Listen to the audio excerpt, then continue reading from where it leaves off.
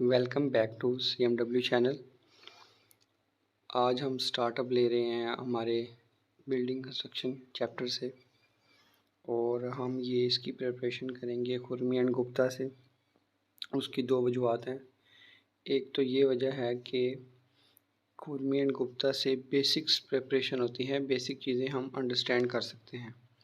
और नेक्स्ट ये कि काफ़ी स्टूडेंट्स वगैरह से डिस्कशन के बाद ये रिज़ल्ट देखा है कि वो कहते हैं कि हम स्लाइड्स वगैरह पहले भी हमने स्टडी किए हैं और वो हम रिवीजन भी उनकी इजीली कर सकते हैं, लेकिन हमें खुरमी एंड गुप्ता के बारे में प्रॉपर बेसिक लेवल से कॉन्सेप्ट्स आप दें वो ज़्यादा बेहतर है। तो इसलिए हम अपना स्टार्टअप खुरमी एंड गुप्ता से ले रहे हैं कम्प्लीटली। इसको हम बेसिक लेवल से स्टडी करेंगे और इसको हम दो पार्ट्स में डिवाइड करेंगे। इसमें हमारी प्रेपरेशन का ये तरीका होगा कि हम एक कंपलसरी पार्ट को देखेंगे कि जो जो टॉपिक्स कंपलसरी हैं, और एक हम इस चीज़ को डील करेंगे इस चैप्टर को कंसेप्ट्स के लिहाज से कि हमने इसको कंसेप्चुअली कैसे डील करना है। कुछ तो ऐसी चीज़ें होंगी जो जो मस्ट होंगी, कंपलसरी होंगी, वो भी हम इसमें मेंशन करेंगे, क्लियर करेंगे, और साथ हम बेसिक्स जो होंगी वो भी डिस्कस करेंगे जो इम्पोर्टेंट होती हैं। जैसे कि आपको मैंने पहले भी कहा है कि चीज़ वही पूछी जाती है, बेसिक चीज़ें ही पूछी जाती हैं, लेकिन उनको डिफरेंट लॉजिक से पूछा जाता है, इसलिए हम कंफ्यूज हो जाते हैं। तो चलें स्टार्ट करते हैं हमारे इस चैप्टर को खुरमी एंड गुप्ता से, बिल्डिंग कंस्ट्रक्शन। जैसे कि हमें पता है हमारी जो बिल्डिंग है उसके दो स्ट्रक्चर होते हैं।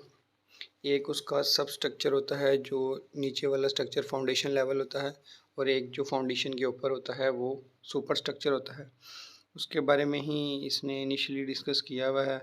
इसके अलावा हमारे पास की डेफिनेशन है कि जो सुपर स्ट्रक्चर का वो पार्ट जो ग्राउंड लेवल और फ्लोर लेवल के दरमियान में होता है उसे हम प्लिंथ लेवल कहते हैं। उसके बाद नेक्स्ट हमारे पास ये फंक्शन बताया है फाउंडेशन का कि ये लोड्स को ट्रांसमिट करती है, dead load, super impose load और लाइव लोड को। उसके अलावा हमारे पास ये बेयरिंग कैपेसिटी के लिहाज से इसमें बात हो रही है कि जो सब सोइल है उसकी बेयरिंग कैपेसिटी विदाउट यील्डिंग और डिस्प्लेसमेंट जो सॉइल देती है उसे हम उसकी बेयरिंग पावर या बेयरिंग वैल्यू या बेयरिंग कैपेसिटी ऑफ सॉइल कहते हैं। इसको वो ऐसे डिफाइन कर रहा है कि maximum load per unit area which soil can resist safely, कि जो मैक्सिमम लोड किसी भी यूनिट एरिया पे सॉइल बेयर करेगी उसे उसकी बेयरिंग कैपेसिटी कहा जाएगा। और minimum load which will cause failure of foundation, कि ऐसा लोड जो minimum load ultimate bearing capacity of the soil को डिफाइन करता है।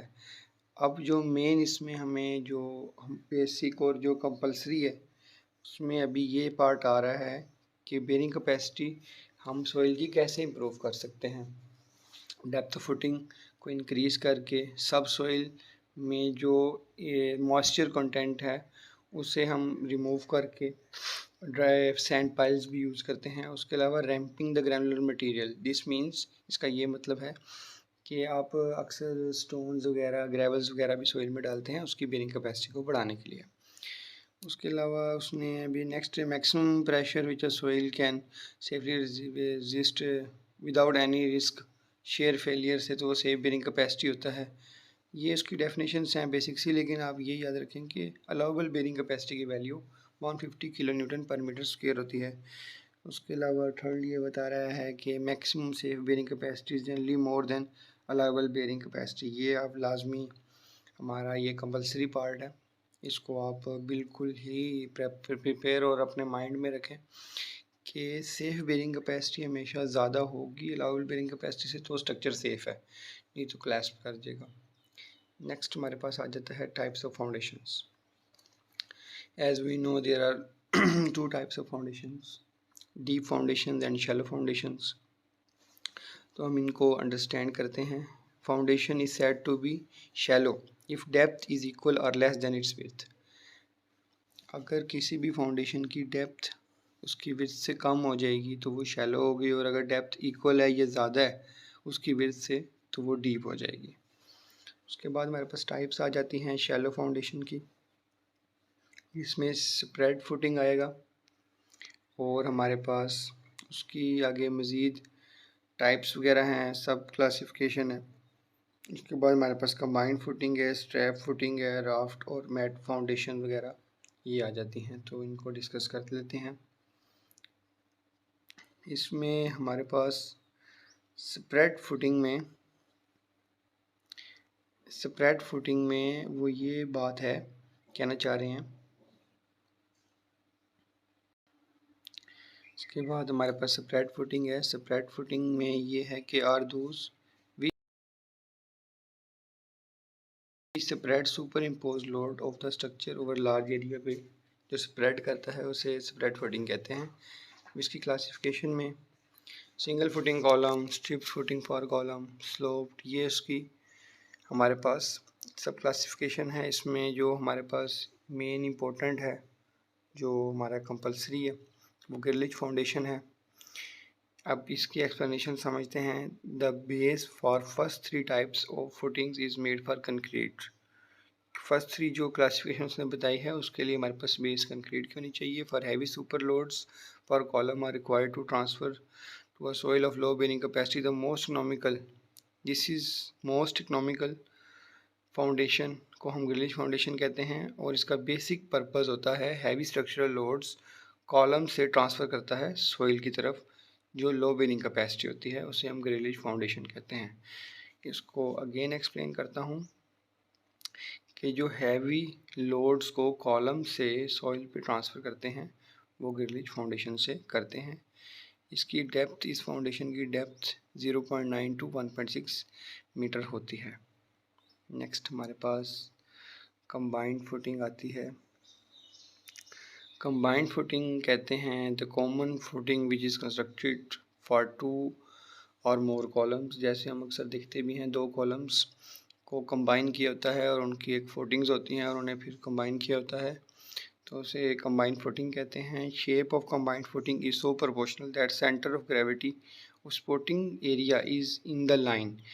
इसका पर्पस और इसका मकसद ये होता है कि उनका सेंटर ऑफ ग्रेविटी एक प्रॉपर लाइन में आ जाए और वो जो स्ट्रक्चर का लोड ट्रांसफ़र होना है वो प्रॉपर एक रेक्टेंगुलर शेप में या जिस तरह भी हम डिज़ाइन कर रहे हैं उसी तरह ट्रांसफ़र हो जाए। इससे हमारे स्ट्रक्चर की स्टेबिलिटी बढ़ जाती है। और जनरल जो हम शेप अडॉप्ट करते हैं वो रेक्टेंगुलर या ट्रापेज़ॉइडल यूज़ करते हैं। कंबाइंड रेक्टेंगुलर फुटिंग हमेशा प्रोवाइड करते हैं लोडिंग कंडीशन जहाँ पर बहुत ज़्यादा होती हैं या हमारी इक्वली लोडेड फॉर और inner columns carries greater load, अक्सर ज़्यादा लोड के लिए यूज़ करते हैं। उसके बाद हमारे पास आ जाता है स्ट्रैप फुटिंग। ये भी यूज़ करते हैं 2 और मोर फुटिंग्स को जब हम ज्वाइन करते हैं विया बीम के ज़रिए, तो उसे हम स्ट्रैप फुटिंग का नाम देते हैं। और ये मैक्सिमम हम जहाँ पे कॉलम्स में लार्ज डिस्टेंस होता है वहाँ पे यूज़ करते हैं विद हाई बेंडिंग मोमेंट्स। ये उसकी थोड़ी सी डेफिनेशन लिखी हुई है। इसके बाद हमारे पास 4 नंबर पे है राफ्ट और मैट फाउंडेशन। ये आपने अक्सर देखी भी होगी कि सिंपल हम एक ही फाउंडेशन यूज़ करते हैं जहाँ पे हमारी सॉइल की बेरिंग कैपेसिटी कम होती है, वहाँ पे हम राफ्ट फाउंडेशन यूज़ करते हैं। अ foundation consisting of thick and reinforce concrete slab हम डाल देते हैं, जैसे कि आपको बताया, covering the entire area of the bottom of the structure when the allowable soil pressure is लो। ज़ाहिर बात है जब अलाउएबल कम है, हालांकि सेफ को जो है ज़्यादा होना चाहिए यहाँ पर। जैसे हमने ऊपर डेफिनेशन में भी देखा कि बेसिक स्ट्रक्चर की स्टेबिलिटी होती है कि सेफ बेरिंग कैपेसिटी हमेशा ज़्यादा होनी चाहिए लायबल बेरिंग कैपेसिटी से। तो वो यहाँ भी ये बात कर रहा है when liable soil pressure is low और the building loads are heavy and if the required area of the footing is more than half of the total area of the structure, कि एरिया जो है वो more than half of the total area of the structure है, तो हमारे पास economically हम raft foundation को यूज़ करेंगे। उसके बाद हमारे पास डीप फाउंडेशन की टाइप्स आती हैं। इसमें 3 टाइप्स ऑफ फाउंडेशंस हैं, जिसमें पाइल है, पेयर है और कैशन है। पाइल हमेशा हम लॉन्ग वर्टिकल लोड्स ट्रांसफरिंग के लिए यूज़ करते हैं। ये स्टील पाइल भी हो सकती हैं, कंक्रीट टिम्बर भी हो सकती हैं। इसे हम स्ट्रक्चर की बेस में जो मर्ज करते हैं, ड्राइव करते हैं, और ये ऐसी सॉइल में भी यूज़ करते हैं जो वाटर लॉक्ड होती हैं।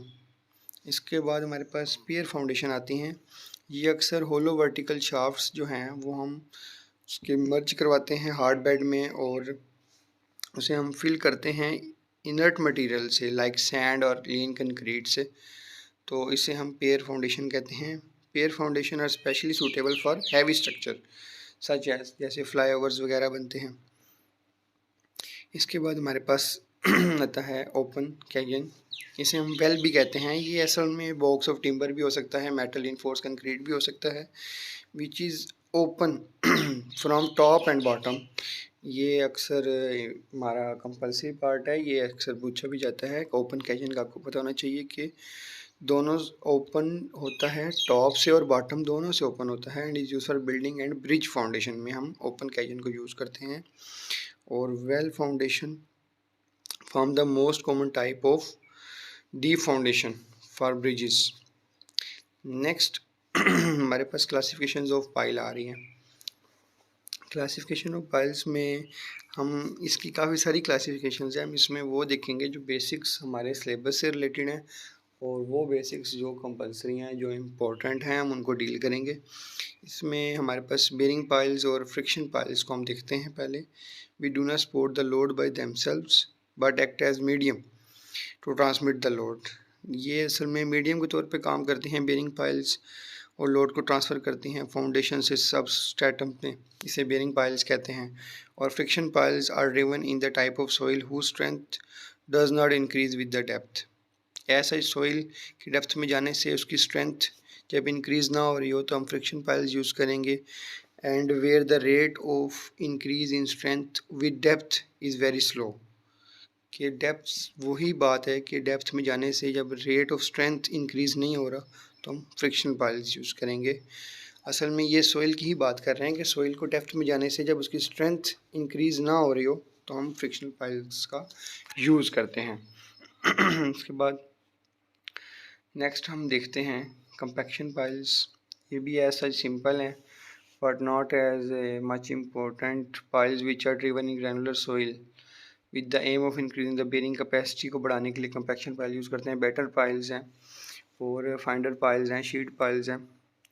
इसी तरह अब classification based on material and composition, अब उस बेस पे आ जाती हैं कंक्रीट पाइल्स भी। और हमारे पास डिफरेंट और ये उसकी टाइप्स बताई हुई हैं। सीवेज पाइल्स, मैक, ऑर्थर piles, cast piles, Raymond piles, ये जस्ट उसकी टाइप्स हैं, जस्ट रीड आउट हैं, और ऐसा इसमें इतनी डिस्कशन वाले नहीं हैं।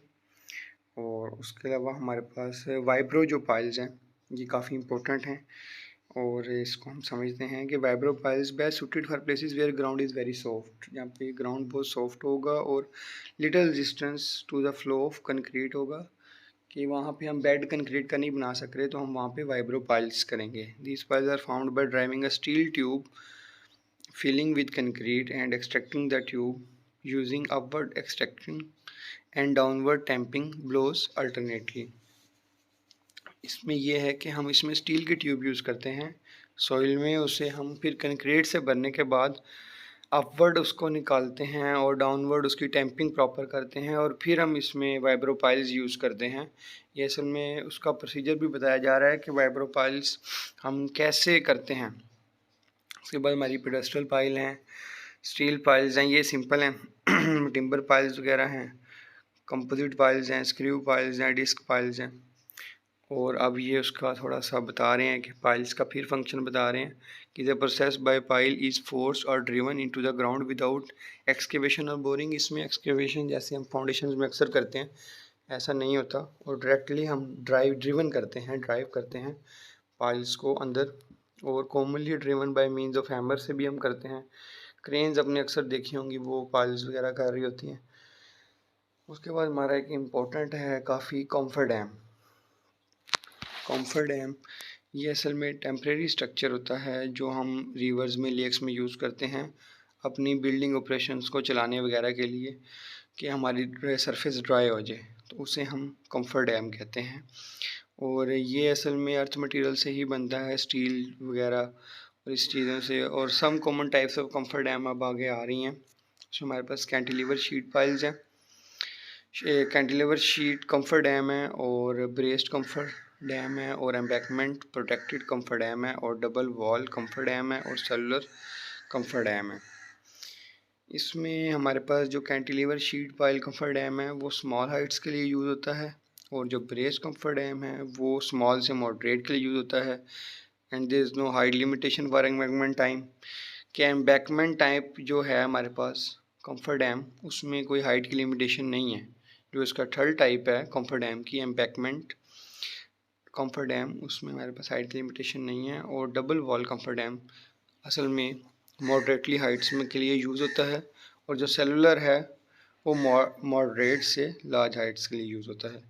ये एज सच नो हाउ इसकी होनी चाहिए, ऐसा जितना इंपॉर्टेंट पार्ट नहीं है, लेकिन कम्फर डैम का टॉपिक काफ़ी इंपॉर्टेंट है, इससे रिलेटेड आ जाते हैं क्वेश्चंस। नेक्स्ट हमारे पास है कैसन्स। ये असल में आपने इसकी स्टडीज़ के दौरान भी देखा होगा कि ये काफ़ी इंपॉर्टेंट भी है, कि water tight structure constructed in connection with excavation of foundation for bridges. असल में ये ब्रिजेस की जो हम फाउंडेशंस बनाते हैं वो कैज़न कहलाते हैं। ये असल में वाटर टाइट स्ट्रक्चर होता है, क्योंकि ये असल में रिवर्स वगैरह और इस तरह की चीज़ों के लिए हम इसको यूज़ करते हैं। इसकी भी 3 टाइप्स हैं कैसन्स की, बॉक्स कैसन्स, ओपन कैसन्स और न्यूमेरिक कैसन्स। इसकी तीनों टाइप से इंपॉर्टेंट है। जो फर्स्ट और थर्ड है वो थोड़ी सी आप रिलेट कर सकते हैं, कि ओपन एट द टॉप, और जो थर्ड है वो क्लोज एट द टॉप है, और ये जो है बॉक्स कैजन वो क्लोज एट द बॉटम, जबकि न्यूमेरिक वो ओपन एट द बॉटम है।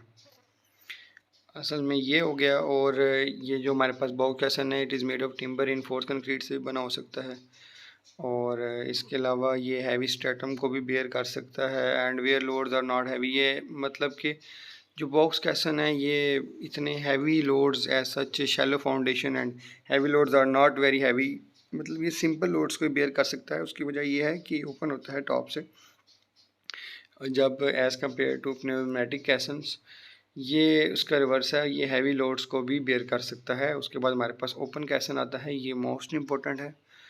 Open caisson is a box of timber metal in for concrete which is open at both top and bottom and use for building and bridge foundations. And open caisson are called, इसे हम well भी कहते हैं, और well foundation form the most common type of the foundation for bridges. Clear I think.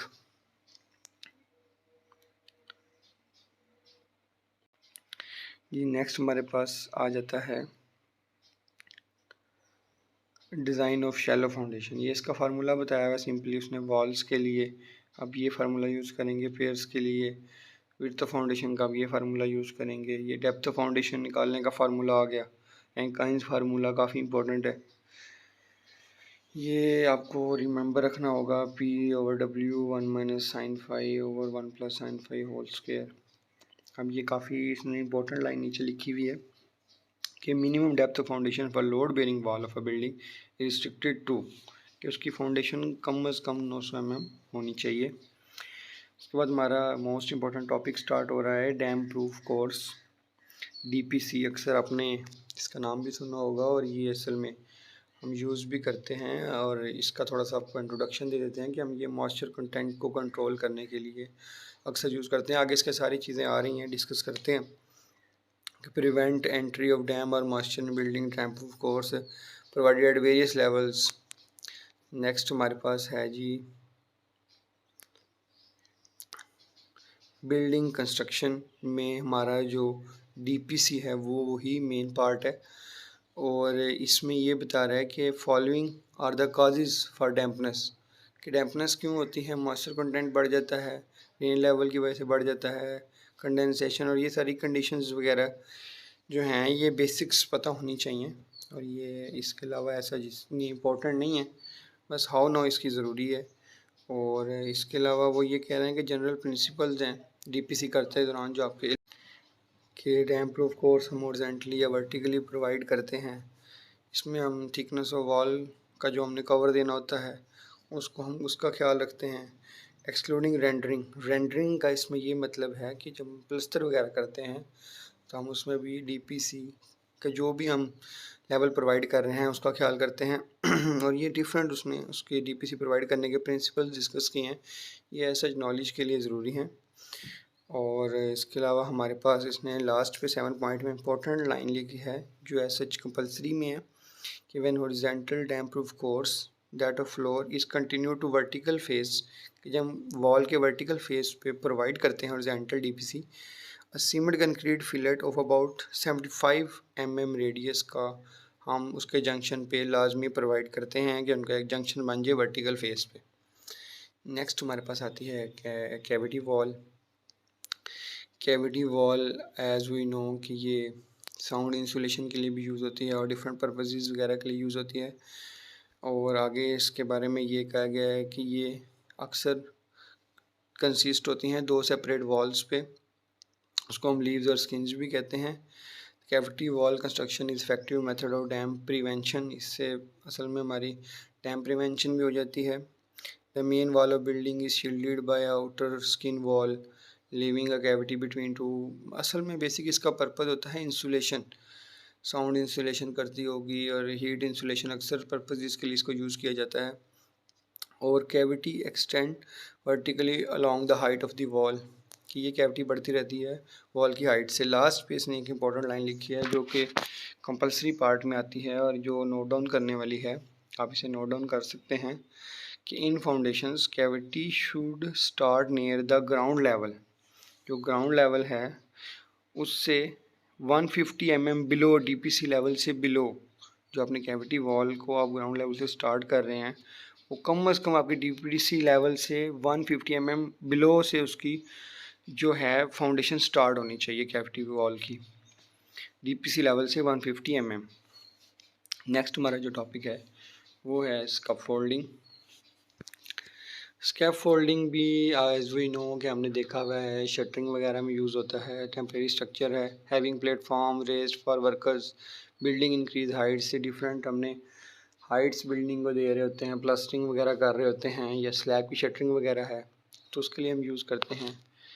और आगे इसकी उसने कुछ क्लासिफिकेशन बताई है, single brick layer scaffolding, double और मर्सन स्कैफोल्डिंग, कैंटिलीवर। ये जस्ट हाउ नाउ के लिए ही हैं, इम्पोर्टेंट ऐसा सच नहीं है लेकिन हमें याद होनी चाहिए, फिर भी जस्ट रीड आउट करने वाली हैं। स्टील स्कैफोल्डिंग और पेंटेड स्कैफोल्डिंग वगैरह। इसके बाद एक इम्पोर्टेंट चीज़ है जो है शोरिंग। ये एक समझ लें कि एक्टिविटी है जो साइड पे हम करते हैं कि जब हमारी सॉइल स्टेबल नहीं होती तो उसको हम अनसेफ स्ट्रक्चर को टेम्परेरी सपोर्ट करने के लिए हम शोरिंग करते हैं। इसको हम मतलब डिफरेंट वगैरह हम ये टिम्बर वगैरह की यूज़ करते हैं, फट्टे वगैरह जैसे हम कहते हैं, वो लगा के हम अपना अनसेफ स्ट्रक्चर जो है उसको हम एक दफ़ा एक टेम्परेरी सपोर्ट देते हैं, ठीक है, इसे हम शोरिंग कहते हैं। उसके अलावा रैंकिंग और इंक्लाइन शोरिंग है कि उसकी टाइप्स हैं कि ये इंक्लाइन मेंबर इसमें हम यूज़ करते हैं। वलियाँ वगैरह भी आपने अगर सुनी होंगी इस साइड पे, ये भी इनका नाम होता है वलियाँ फट्टे। और फ्लाइंग और हॉरिजॉन्टल शोरिंग ये भी उसी का ही बता रहे, हॉरिजॉन्टल टेम्परेरी सपोर्ट देते हैं, ऊपर वाले में वो कह रहे हैं इंक्लाइंड मेंबर देते हैं, इस टाइप है। और डेड और वर्टिकल शोरिंग्स वगैरह देते हैं। नेक्स्ट हमारा जो टॉपिक है वो है अंडरपिनिंग। ये काफ़ी इम्पोर्टेंट है और इसमें काफ़ी सेफ्टी मेजर्स भी हमें देखने चाहिए कि हम एक अरेंजमेंट करते हैं स्ट्रक्चर से नीचे, जो हमारा स्ट्रक्चर आगे कंस्ट्रक्ट होना है उससे नीचे हम सपोर्ट्स देते हैं, जैसे एज लाइक शटरिंग देते हैं विदाउट डिस्टर्बिंग इट्स स्टेबिलिटी, कि वो स्ट्रक्चर की स्टेबिलिटी भी डिस्टर्ब ना हो, तो उसे हम पिनिंग का फिनोमेना कहते हैं। इसकी डेफिनेशन आपके लिए पढ़ देते हैं कि underpinning is an arrangement of supports provided underneath the existing structure without disturbing it's stability. इसकी रिक्वायरमेंट सिचुएशन रिक्वायरमेंट क्या होती है कि मैंने बिल्डिंग इज़ डीप फाउंडेशन हम उसकी बना रहे हैं, settlement of existing foundation taken place हमें इंपॉर्टेंट है, बेसमेंट में जाना है तो आपने ऊपर भी एक्सटेंड कर रहे हैं, when existing foundation are to be deepened, उसको भी हम जैसे हम डीप कर रहे हैं एग्जिस्टिंग फाउंडेशन को, तो इसलिए डिफरेंट चीज़ें हैं। और carried out by pit method और पाइल मेथड से हम इसको करते हैं शोरिंग के फिनोमेना, अंडरपिनिंग के फिनोमेना को। नेक्स्ट हमारे पास आता है स्टोन मैसनरी। स्टोन मैसनरी में डिफरेंट टर्म्स हैं जो बेसिक्स भी हैं और इम्पोर्टेंट भी हैं, और इनको हम रिमेंबर करेंगे। हमारे पास पहले तो कोर्स आता है, जो अक्सर हमने देखा होगा कि कोर्स रद्दा भी जिसे कहते हैं ऐसा पंजाबी में। तो हॉरिजॉन्टल लेयर ऑफ स्टोन जो या ब्रिक्स की हम डालते हैं हॉरिजॉन्टल लेयर, उसे हम कोर्स कहते हैं। हेडर जो उसका ब्रिक का, और हेडर उसके अलावा full stone unit of brick laid with its length perpendicular to the face of the wall, कि उसकी लेंथ परपेंडिकुलर है फेस ऑफ द वॉल पे, तो उसे हम हेडर कहते हैं। सिंपल टर्म्स है, स्ट्रक्चर कहते हैं कि लेंथ पैरेलल है। और उसके अलावा हमारे पास क्वीन है, एक्सटर्नल एंगल और कॉर्नर ऑफ अ वॉल, जो कॉर्नर ऑफ द वॉल है या एक्सटर्नल एंगल भी उसे हम कहते हैं, उसे हम क्वीन कहते हैं। ये स्टोन्स और ब्रिक्स का भी बनाया जाता है।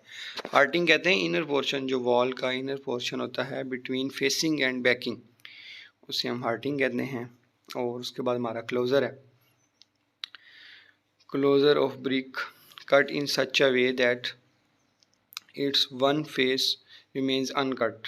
क्लोज़र ये टर्म इम्पोर्टेंट है, इसे थोड़ा सा अंडरस्टैंड करें कि ये ब्रिक का वो पोर्शन है जिसे हम ऐसे कट करते हैं कि जो उसका लॉन्ग फेस है वो कट नहीं करते, और जो उसका ये विड्थ वाइज है ऐसा वो कट होता है, तो उसे हम क्लोज़र कहते हैं।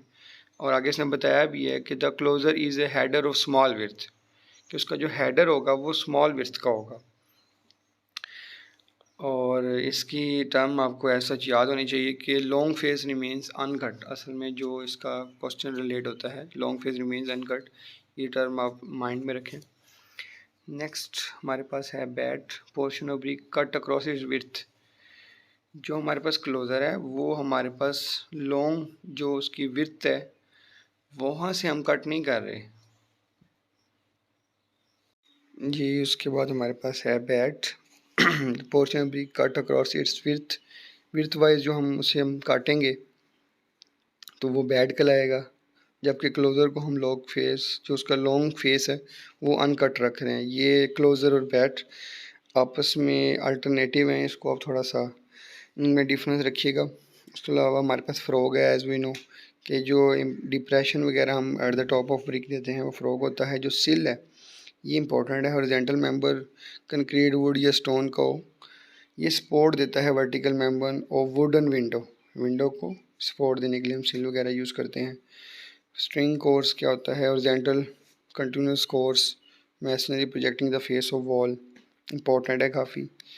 जैम्प वगैरह ये भी इम्पोर्टेंट है, और रिवील जो है ये काफ़ी इम्पोर्टेंट है, ये अक्सर आता भी है।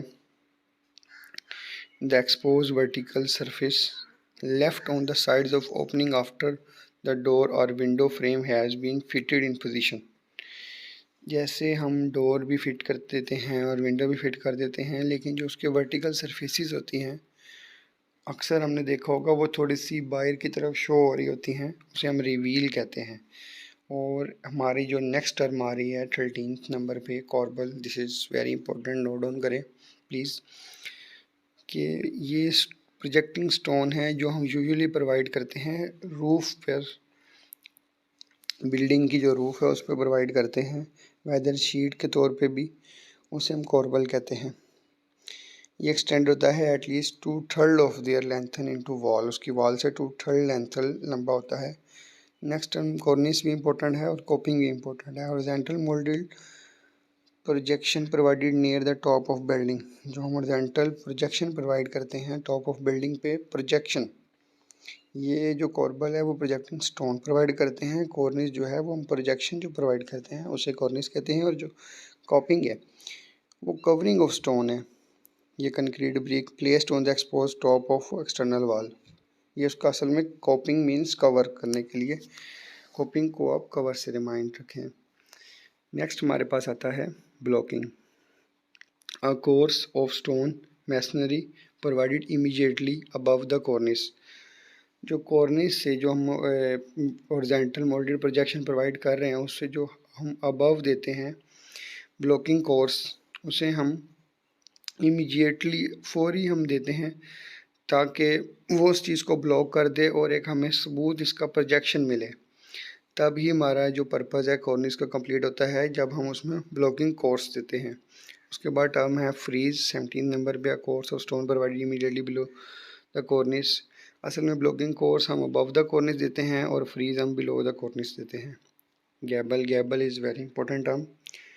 अ triangular shade portion of masonry at the end of sloping roof. जब एक स्लोपिंग रूफ का एंड आता है तो हम जो ट्रायंगुलर शेप्ड मैसनरी प्रोवाइड करते हैं उसे हम गैबल से आप ट्रायंगुलर शेप को माइंड में रखें, इसका क्वेश्चन भी इम्पोर्टेंट है। और यहाँ पे हमारी बिल्डिंग कंस्ट्रक्शन का फर्स्ट पार्ट कंप्लीट होता है। इसके बाद हमारा साथ ही बिल्डिंग कंस्ट्रक्शन का सेकंड पार्ट आएगा, उसमें हमारा ये चैप्टर कंप्लीट हो जाएगा। ये चैप्टर काफ़ी लेंथी था जिसको हमने बेसिक्स और कंपलसरी से कवर किया और अभी जस्ट हम इसकी थ्योरी वगैरह ही कर रहे हैं। ऐसा जैसे ये कंप्लीट होगा नेक्स्ट तो हम इसके एमसीक्यूज़ वगैरह और डिफरेंट जो इसकी इम्पोर्टेंट ट्रिक्स हैं, हैक्स वगैरह हैं, अंडरस्टैंडिंग्स हैं, वो भी हम सब साथ साथ डिस्कस करेंगे। So thank you. अगर वीडियो पसंद आए तो लाइक कर दें, चैनल सब्सक्राइब कर दें। Thank you.